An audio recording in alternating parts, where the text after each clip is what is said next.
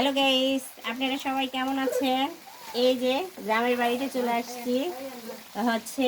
গ্রামের বাড়িতে এসেই গাইস কালকে রাতে আসছি, বলছি আপনাদেরকে একটা ভিডিওতে, যেহেতু বাড়িতে যাব ভোট দিতে।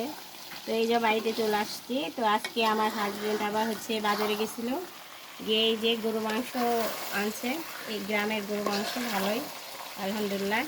তো গরু মাংস আনছে আর ও বলছে মাটির চুলাতে খাবে গরু মাংস, সেও ভুনা। তো কালা ভুনা টাইপের খাবে। তো এই যে কালা ভুনা টাইপের রান্না। তো ভাবলাম যে আপনাদের সঙ্গে একটু শেয়ার করি। তো এই মাটির চুলাতে অনেক দিন পর রান্না করতে আসছি, যেহেতু মাটির চুলাতে রান্না,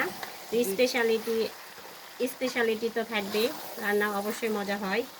তো আপনারা দেখতে পাচ্ছেন কিনা, এই যে আমার মাংসর গ্রেভিটা, এই যে দেখেন মাংসের গ্রেভিটা এই যে এরকম আসছে।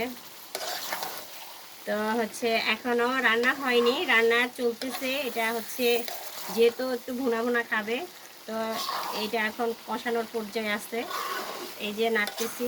তো ভাবলাম যেহেতু গ্রামের বাড়িতে আসছি ভোট দিতে, তো তো আপনাদের সঙ্গে তো অবশ্যই শেয়ার করতে হবে কি করছি না করছি। তো যেহেতু আমার বাড়ি নওগাঁ জেলার মেয়ে আমি, আর ধামরহাট থানা আমার বাড়ি। তো এখন বর্তমানে আছি শ্বশুর বাড়ি। তো অবশ্যই আমাকে আপনারা সাপোর্ট করবেন সবাই। তো এই যে আমার রান্নাবাড়ি কেমন হচ্ছে অবশ্যই একটু কমেন্টে জানাবেন। তো গ্রামে থাকলে তো মাটির চুলাতে রান্না খেতে অনেক মজা লাগে। তো আমি বিশেষ করে আসলে ঢাকা থেকে এসে গ্রামে এসে মাটির চুলাতে রাঁধতে পারি না, অনেক কষ্ট হয়ে যায়।